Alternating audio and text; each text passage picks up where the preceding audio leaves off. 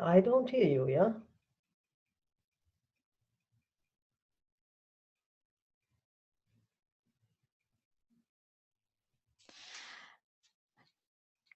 Good day, and welcome to our first webinar speaker series, hosted by the International Society for Industrial Ecology.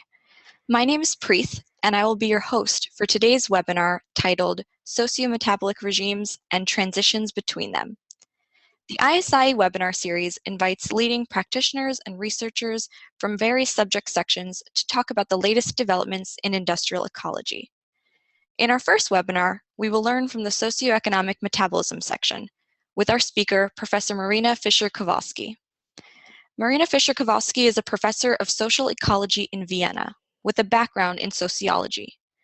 She and her Vienna team have been instrumental in establishing material flow accounting in international statistics and establishing social metabolism as a major field for the study of society-nature relations. She has been president of the ISIE and president of the International Society for Ecological Economics. Among others, she is co-editor of the Journal for Anthropocene Review, and her latest book is Social Ecology, Society-Nature Relations Across Time and Space. Before we begin, we would like to remind our listeners that we welcome any questions you might have, and will direct them to our speaker toward the end of the talk. Please type questions directly into the Zoom Q&A window throughout the presentation. And with that, we welcome Professor Fischer-Kowalski to the ISIE webinar series. Thank you. Thank you very much for the nice introduction, and welcome the listeners. Okay, I can skip the title and tell you what I'm going to talk about. I will first give you a very brief introduction into the basic assumptions of social metabolism, then try to distinguish socio-metabolic regimes, go into the dynamics of the agrarian regime that was preceding the industrial regime, and then talk about the conditions for a transition from agrarian to industrial. And the last section will be devoted to a next major transition ahead. So, a complex picture to start with. We see in this socio-metabolic paradigm, we see human societies as a coupling of a cultural system that includes economy with material elements. And we focus on these societies' biophysical structures that you see in the middle. And we try to tell the story how the society's biophysical structures need to draw on nature to reproduce themselves according to a cultural program or economic program, and how that feeds back into society to change it, and feeds back into culture to change the understanding of nature. So that's the sort of overarching paradigm.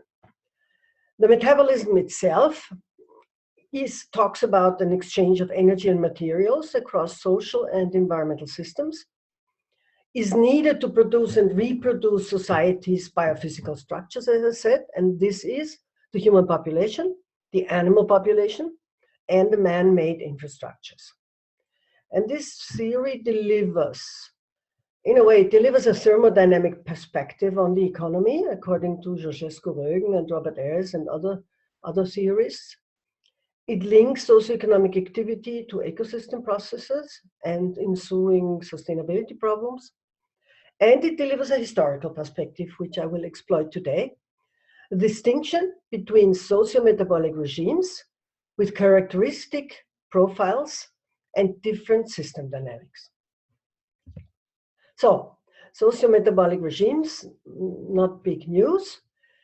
The major distinction is between hunters and gatherers, agrarian societies, industrial societies, and, well, some societies in the future that might be more sustainable than the industrial societies currently show.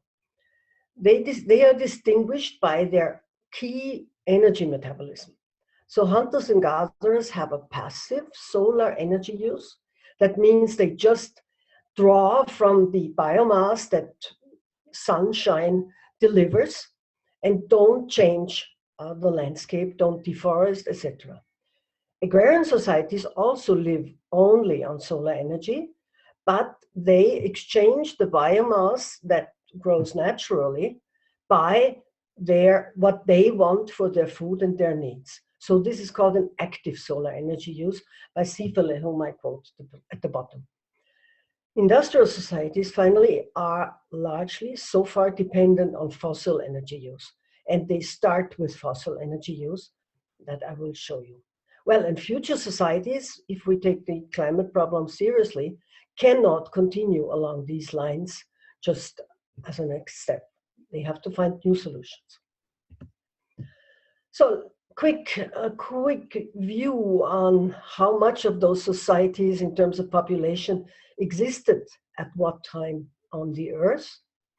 And you have it here in shares. The green line is the agrarian societies, the blue line hunter-gatherers, and the red line industrial.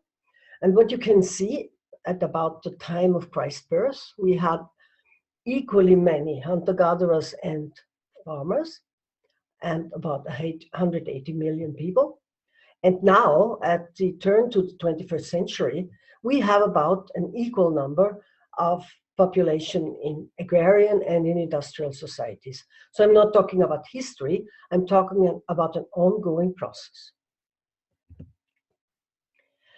What are these so-called socio-metabolic profiles and rates of these regimes? I talked about the energy source. So it was 100% in the foraging regime was biomass. In the agrarian, it was 98%. And a lot of technological literature talks about wind and water, but quantitatively they play not a major role. And the industrial regime has a much more diversified palette of energy sources, namely biomass still, but that amounts only to 30% about. Fossil fuels are more than 70%, and then there is a certain percentage of nuclear, water, photovoltaics, wind and other partially renewable sources. But not only the sources, the amounts differ immensely between those regimes. While a hunter-gatherer lives on 10 gigajoule a year, a farmer or a member of a farming society, of an agrarian society, needs about 50 to 70, and an industrial society about 200. It's clear that these are very sort of rough averages. A strong difference exists also with the material use. Again, foraging only biomass. Agrarian regime is characterized by a large majority of biomass, but also minerals and metals for tools and particularly for construction of infrastructure. And the industrial regime has only a small share, relatively small share of biomass use. Here, this always includes, according to the MEFA paradigm, it includes the food and feed. Yeah, you have to see it that way, not just technical energy or materials for technical installments. Fossil fuels make up 25% in terms of weight. Metals and industrial minerals 5%, and construction minerals almost as much as biomass. And again, the amounts vary from 1 ton to 15 ton, and 15 ton is at the moment the average material use of Western industrial societies, but there are several societies that consume much more.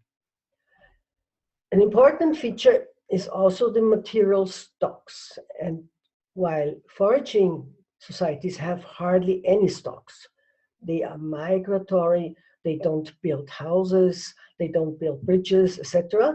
So the agrarian regime already draws on quite substantial stocks. And the industrial regime has about 300 tons of materials, as recently estimated by our Japanese colleagues, per inhabitant as a stock to be reproduced. So we are not so much a throughput society in the industrial regime, but a stocking society. What happened? This is a portrait of the 20th century and a little bit beyond. And what you can see on the left-hand side, how much materials do we extract globally? And on the right-hand side, you see how much that was per inhabitant. And what you see is an enormous increase in the 20th century. and a shift from biomass to other materials, as I described before. This enormous increase is a function of the shift from agrarian to the industrial regime. Many countries transited in that time to an industrial regime, a function of economic growth and of population growth. And population growth mainly occurs in the agrarian regime. If industrial countries grow, at least mature industrial countries grow, they do so by migratory processes, not so much by demographic reproduction. What you still see is that the black line shows that our economy or our income per capita and our economic output rose much faster than our material flows. So now I will go into my third chapter, talking about the dynamics of the agrarian socio-metabolic regime. I hope you're aware now that this is not a historical discussion, but I talk about current relationships. By the beginning of the 21st century, about half of the world population, as I showed, are still living mostly in ways of the agrarian regime. That means they use hardly any fossil fuels and they live on biomass. Energetically, if we describe that in more detail, the agrarian regime is characterized by the principal source of energy is land, or more precisely, the products of photosynthesis from land. The principal source of mechanical work is human labor. Even if it's animal labor, it takes humans to make the animals work. And how much energy the land has to offer depends on a number of natural conditions, of course, but also critically on the human labor invested in this land. And we may call this the land labor constraint of energy in the agrarian regime.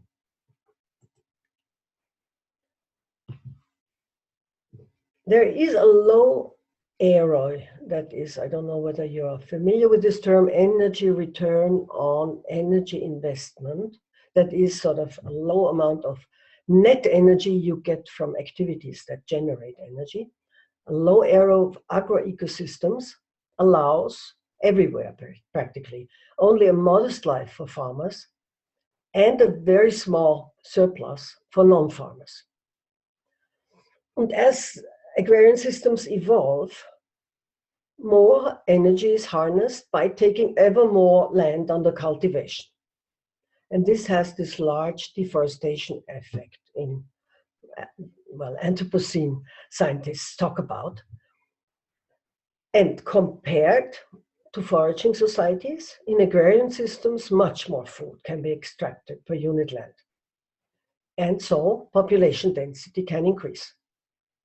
But this comes at the expense of a substantial human labor input. From my own research, I can tell that we found current hunter-gatherer societies working no more than 1 to 2 hours a day per family to get the food, to acquire the food, while agrarian societies usually have a labor burden of up to 10, 12 hours per inhabitant, not just for the adult population. And human labor power and its biological reproduction requires most of the energy harvested. And thus the ROI of agroecosystems is low. And thus, over 90% of the population, and in many countries and regions, 98% of the population, have to work all day the land to provide for food and other needs of the population.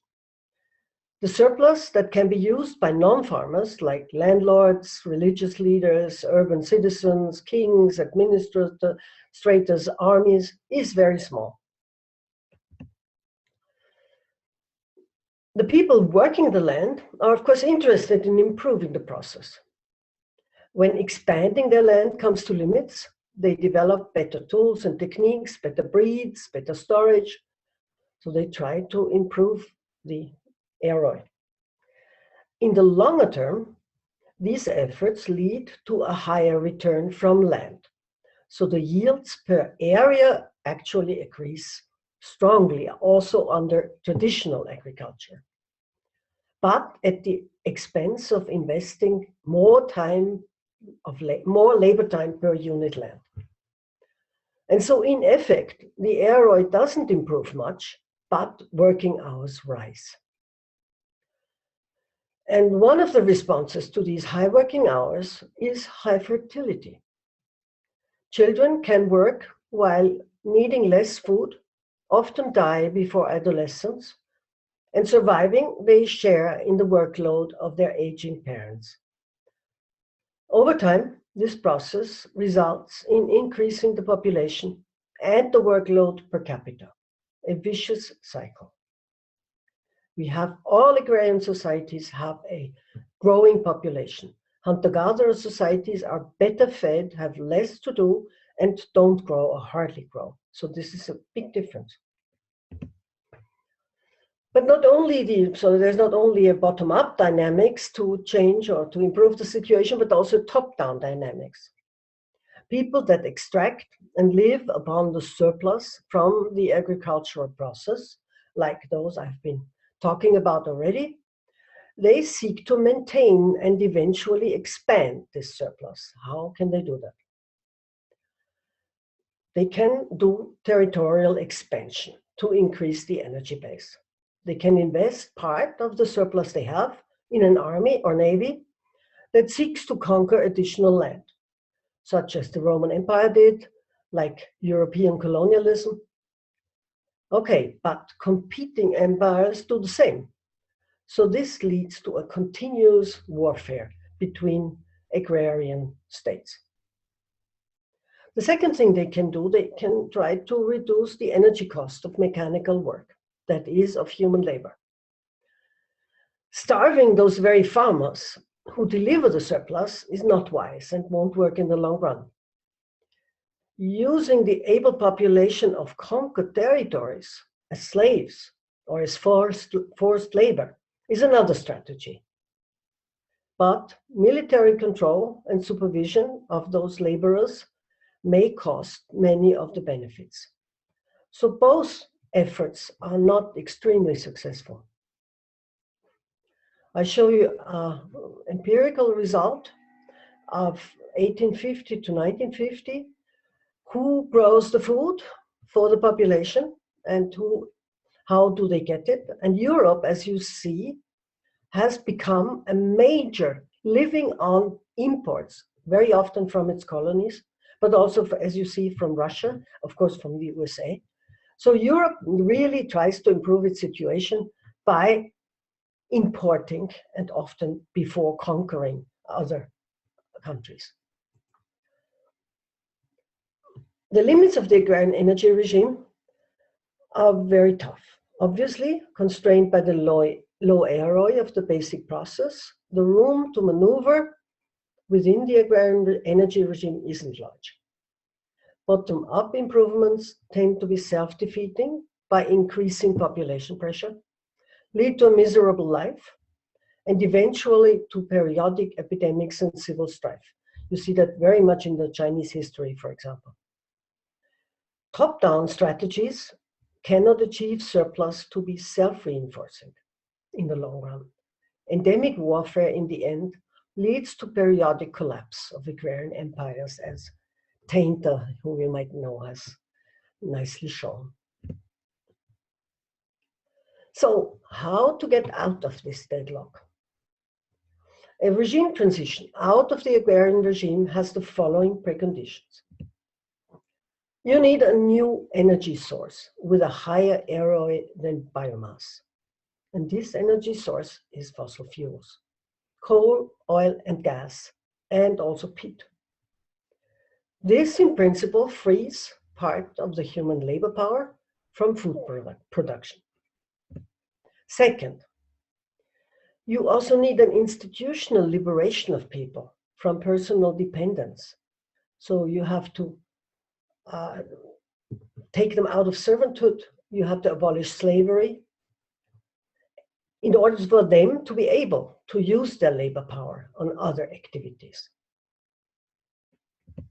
And 3, you have to reinvest the surplus that you draw from the beta era into infrastructure, further production, and technological development, and not into the consumption of local and colonial elites or warfare.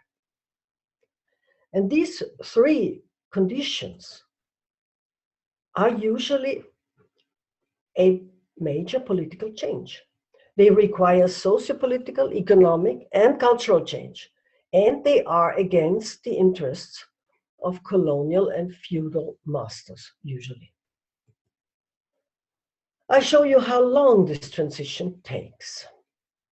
Here there is a time scale from 1600 to 2000, a little bit longer. And what you see, the 2 major forerunners in the industrial regime or in the fossil fuel regime, England and the Netherlands, they started their use of fossil fuels already in the 16th century. And here they have already 10% or more. This is long before the technological change really bites. You see, the steam engine starts in the late 18th century to become widespread. And of course, it accelerates this process. But still, you see, I mean, this is not so well visible. But if you look at France, or if you look at India or China or Japan, you have still in the later transformation countries, you still have a long period with a low fossil fuel level. Yeah, the global transition, if we look at it sort of as a summary, as a global summary, from biomass to fossil fuels-based primary energy, looks like this. It starts in 1500, it accelerates at 1800, and now there is a higher use in fossil energy carriers than we use biomass. And if you look at it per capita, this is even more extreme on the right-hand side. Again, I know I'm talking to industrial ecologists, and that's why I say it. We tend as industrial ecologists to overestimate the impact of technology. So here you see, this is, mind you, that is a logarithmic scale, but still, you see that fossil fuel use rose quite a while before the steam engine gave it a real new kick and introduced a full blast new regime. So the second condition, so that was the energy issue. The second condition, freeing human labor from personal dependence on landlords. As I said, in the agrarian socio-metabolic regime, 85 to 98% of the population work the land, and usually in personal dependence from landlords, not everywhere, but this is very common. The urban share is a good proxy of the people who do not work the land. That is, people that do not need to invest their labor power to produce their own food. And this is very small, this share. In the early phase of fossil fuel use, therefore, urban growth is being kicked off by exactly this liberated labor power. Here I show you for a selection of countries the relation between urbanization and fossil fuel use. You have in the vertical, you have the share of the urban population, and in the horizontal, you have energy consumption per capita. And you can see, and you see the colors. I did that because I wanted to know whether the mechanism was similar in different centuries, and it actually was. You find in all cases, you find in the first phase of growth of fossil fuel use, a rapid rise in urban population. And you also find what's shown by these black dots here and here and here. You find revolutions. So so it is a socio-political transformation and not just a technical one. Condition 3, socio-political and economic change in a bit more detail. In several countries, there was an outright social revolution in the early takeoff phase towards fossil fuel use, designing new constitutions, shaking off colonial domination, abolishing slavery and serfdom, separating politics and religion. So all this socio-political program, whether by revolutions or more calmly, which is also the case, the economic focus shifts from aristocratic, conspicuous consumption, that is building castles, wearing pompous dresses, etc., and warfare, of course, towards colonial exploitation, to investment in infrastructure and production. And within some time, wage labor becomes the dominant form of labor, technological change accelerates, and surplus becomes self-reinforcing, exactly because of this investment process. GDP follows suit, but it's interrupted by major crises. Warfare continues, as in last century, World War I and II amply exemplify. Once these three conditions are met, the industrial transformation can take off. And apparently, in each country, this is a complex systemic transformation in which technology plays a role as one among other, but not necessarily the primary factor. And in contrast to other literature, we have done quite a lot of mathematics on this. The duration of countries' industrial transition has not accelerated during the past 200 years. I mean, England and Holland took much longer, but whatever started in the late 18th century up to now took about the same time for this transition, or very variable times, but it's not accelerating. The time period between a country's annual use of 2 gigajoule fossil fuels, what we classified as the kick-off situation, and its use of 50 gigajoule per capita is a kind of half-term fossil fuel use, lasts 77 years on average. That's a long time. And it is highly variable. So, what do we learn from this for a major next transition? On the major next transition, we can have 3 perspectives. One perspective, which is the most common one, if you will, is what goals have we decided upon? Where do we wish to head for? The second perspective is, in what direction are we actually moving and at what speed? And 3 is, what will the Earth's resource base permit?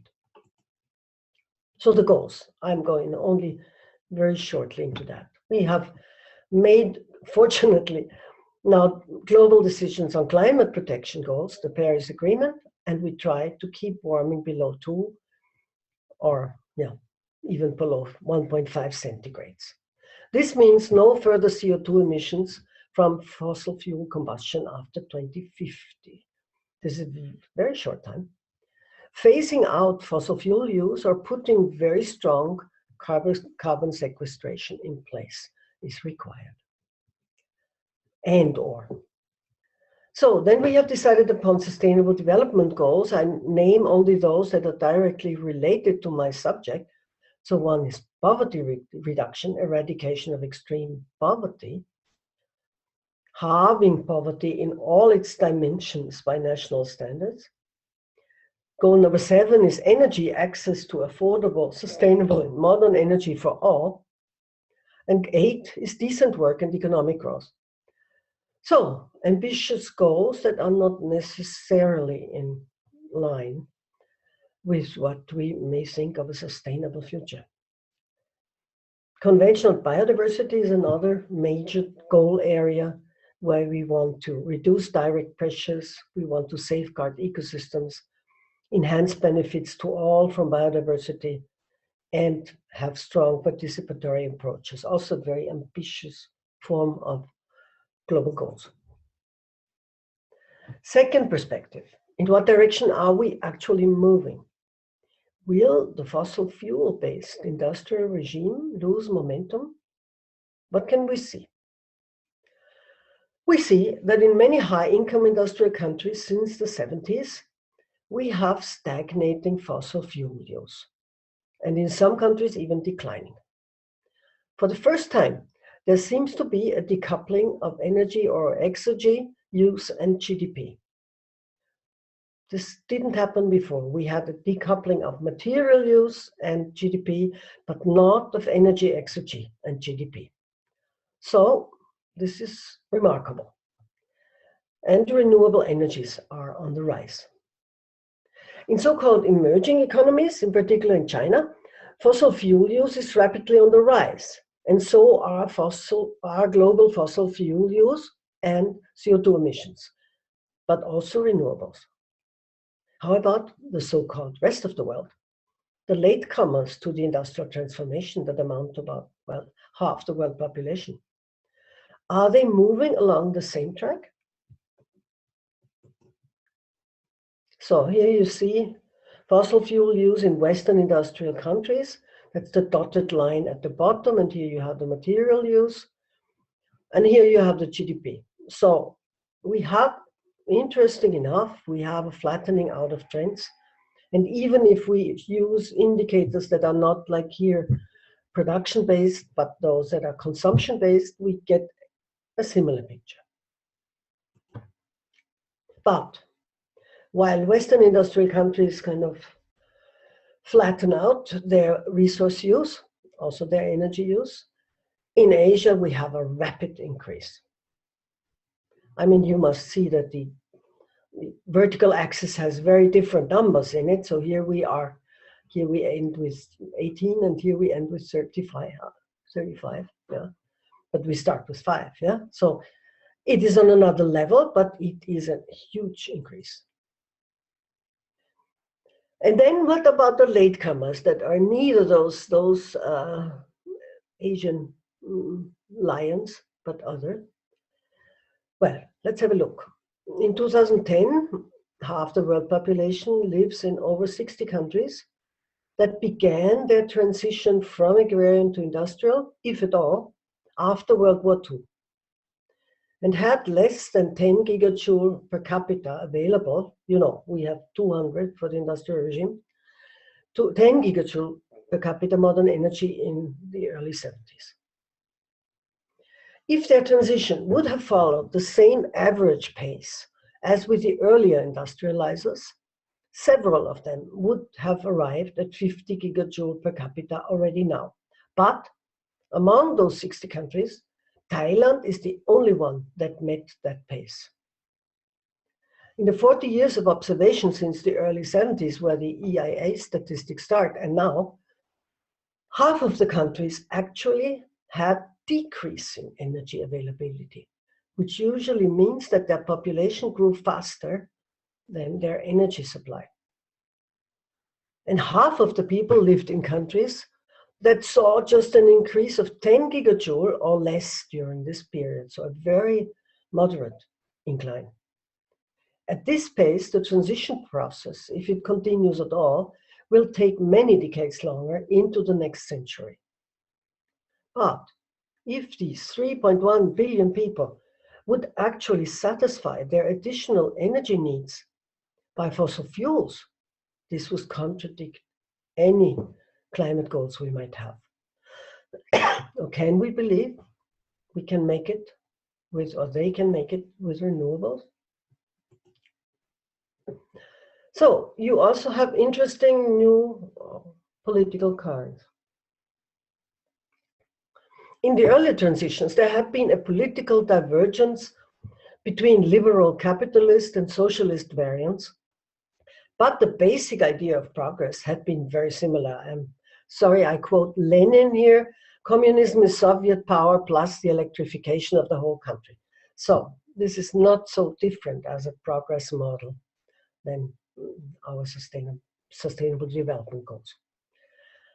Among several of the latecomer countries to the industrial transition, on the other hand, there are explicitly anti-modernist political currents, such as the Taliban, Boko Haram, and the Islamic States. The Islamistic variant does not propagate an industrial transformation. It is opposed to enlightenment, emancipation, democracy, non-violence, and human rights. And this supplies a novel cultural identity to global underdogs and a persistent security threat to the established powers. On the modernist side, there's another extreme. Some scientists seek to reconcile the gap between what we may want and what we can with highly invasive technologies like geoengineering, terraforming, finding a new planet for us, global bioremediation, and similar strategies. And this would shift the risks to still another level. Last perspective, what will the Earth's resource base permit?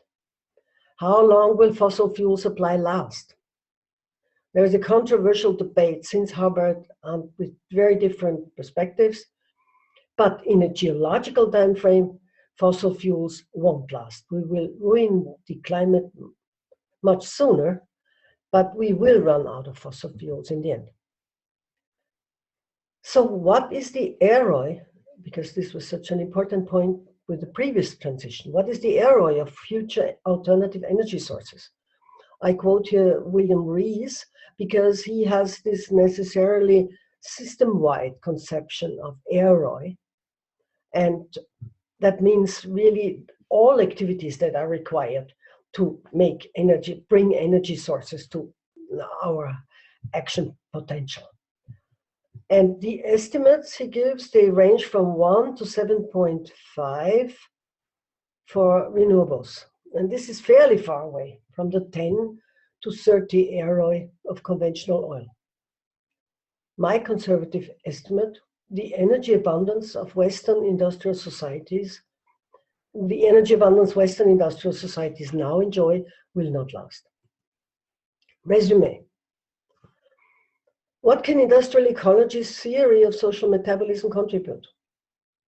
The insight that for thermodynamic reasons, human societies can change the functioning of the Earth system in proportion to the amount of excess energy they control. This is really a very strong relationship. Second, the insight that also socioeconomic systems have a complex dynamic, not only ecological systems, a complex dynamic that is marked by tipping points and major transformations. And understanding these, social science understanding of these processes, is essential for understanding future perspectives. Yeah, the insight that there is, unfortunately, a huge gap between what we want and decide upon with our global institutions and what the multiple socioeconomic actors and forces can and will do. At least I believe that.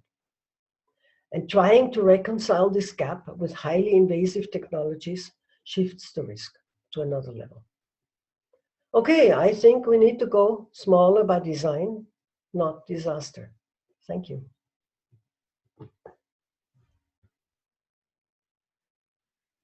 This is our new book, just a picture. Thank you, Professor Fischer-Kowalski. We will now have a brief Q&A session. Thank you to those who submitted questions during the presentation. As a reminder, if you do have questions, please feel free to type them into the Q&A box. You might see a small box at the top of your screen or the bottom that says Q&A. Please click on that and you'll be able to type in a question with the option of sending it in anonymously.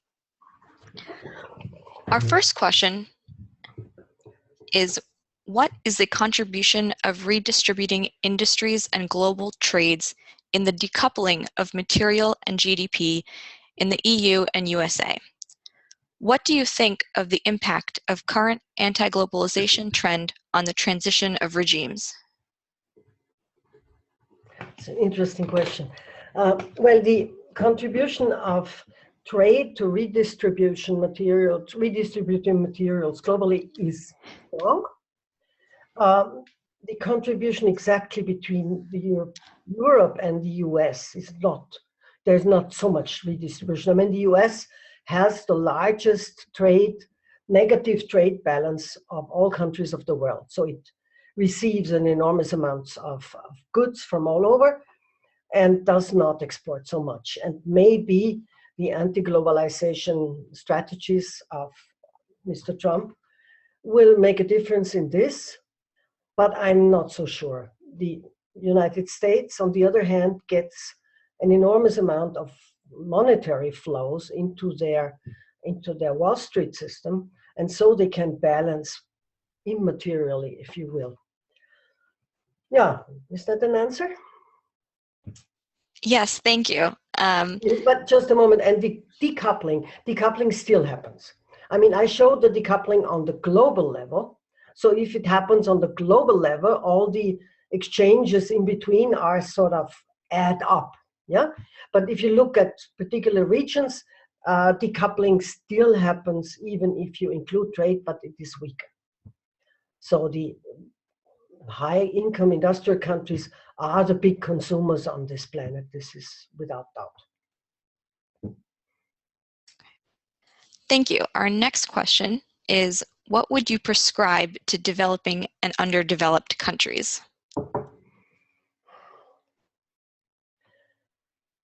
As one of the ideas that I'm trying to promote is that they would really build up non-centralized systems of renewable energy supply. I've been working in India, in Dehradun, in the Himalaya region, and there were a number of female initiatives, for example, who were enthusiastic about it, and the whole idea that if they had a bit fewer children and their children had a chance to do technical work, for example, in photovoltaics locally, and they would have electricity, this really was a very motivating idea for them. I'm not sure of the capacity of this process to do the full job. That I can't tell. But I think these decentralized energy raising activities are very important. And they also interact with the demographic system. They give a good reason not to have so many children. Thank you. Our next question is, are technological solutions such as shifting energy resources, improving efficiencies, or telecommuting going to be enough? Yeah, enough for what? I mean, technical solutions are indispensable. If we don't do everything we can with our technological solutions, we won't get anywhere. So I'm absolutely not against efficiency increases, but they won't, without major institutional interventions, they won't do the job. So we still, if we look at the productivity developments in many countries and also globally, we see that we are still on a track of increasing labor productivity, which makes human labor power abundant, but works on energy and materials. And we don't increase energy and materials efficiency very much. So this is a bad strategy, and unless we counteract it politically with taxing systems, with redistributional systems, it won't do the job. And even this alone won't do the job. It's very difficult to say indeed what would do the job. I think we need a downsizing of the mode of the standard of living of the rich Western countries. And if we look at our indicators for well-being, we can show that income and well-being in the rich countries decouple much more than income and material consumption. So we can be fairly happy. We can be fairly happy with less. Unfortunately, this is also true on the global level. So today, for countries with a low energy level, just a little bit of improvement of their energy level will create an enormous improvement in their quality of life in terms of HDI, for example, while further up the scale, it doesn't change HDI at all. And the interesting thing is that the amount of energy, for example, that we need for achieving an HDI of 85, which is Italy, that is pretty much, this has decreased by 60% since the mid-70s. So today we need 60% less energy per capita in order to have a high standard of living. So we do improve our modes of producing human quality of life, but we don't harvest it. We still grow physically and economically without much effect on the quality of life in the upper realms. Thank you. Our next question is, could you please generally give us an idea about how does the great work of Georgescu-Roegen, apologies for my mispronunciation, impact the research in socioeconomic metabolism and or industrial ecology today? Well, he is definitely one of the sort of early giants who argued this and is being used. Yeah, his impact on the socio-metabolic paradigm nowadays is not so strong anymore because this has become a much more grown and differentiated paradigm with a lot of methodology that he didn't involve in or doesn't involve in. But he's certainly one of the forerunners. Thank you. Our next question is, what do you understand under a reduced standard of living? Also, I was using the term standard of living in an economic sense and not in a quality of life sense. So, standard of living is having less purchasing power, if you will, yeah? But this is not a very good definition. I think we should strive, and we can strive for maintaining a high quality of life at a lower energy and material price. And this is what I think is the key goal to head for.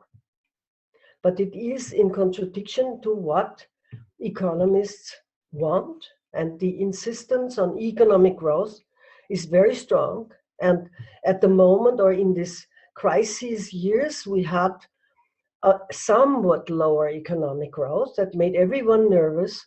But this somewhat lower economic growth allowed that we could reduce our energy, or at least stabilize our energy and material use.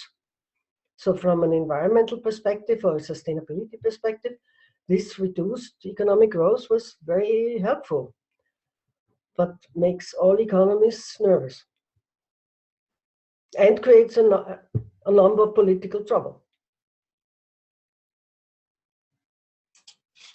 Thank you. Our next question is, how do you see the relationship between industrial ecology and building sector in terms of education in the graduate studies around the world? As far as you know, which universities are working in this area? I was very surprised to receive 3 months ago or so a beautiful booklet from the graduate school on architecture from Harvard, thick book, where they base their architectural innovation ideas to an enormous degree on, and very explicitly, on the socio-metabolic paradigm. So it caught me by surprise. And I see also, I'm working in the International Resource Panel, and there we have a strong fraction who deals with cities. And they work very hard on showing that a completely different design of cities and of city infrastructures could allow a much better life for the inhabitants at a much lower material and energy cost. And I think this is a very reasonable way to do, or a very reasonable research direction. And you find it in many places. Okay, I think our last question of today is, if we can automate energy production, such as zero labor and enough resources, why is EROI important?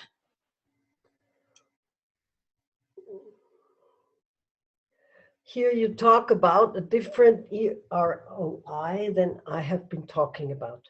Because to automate our energy system may reduce human labor in the continuous service of the energy system, but still on the system-wide level, we do still need a lot of labor power. We have to construct the lines, we have to We have to, I don't have to explain that. There remains a lot of labor to be done. But it is true that we can reduce, or we did increase the error in the history of the industrial regime. Now it's going down again because we need much more effort to harvest the fossil fuels than we needed 100 years ago. But I can't imagine a system of energy generation that doesn't cost human labor. What would that be? I actually have one more question that was submitted in. Could the still agrarian societies meet a high standard of living without shifting to industrialization? I'm afraid there's a lot of talk about leapfrogging, yeah? And I very much hope that there is a possible pathway that does not tear them through the whole tedious process of industrialization of the past. But I don't think they can have a good standard of living without two things.